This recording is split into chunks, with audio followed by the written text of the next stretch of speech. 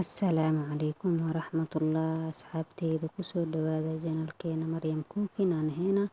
Maantana waxaan idin wadaa naqshad yar oo fudud. Aad ayaa umahadsantihiin daawashadiina. Hanaga ilaawin mar walba inaad subscribe inoo dhahdid, la share gareysid asxaabtaada, gambaleelka furatid si aad u noqotid daawadaha koowaad ee videogeena daawado.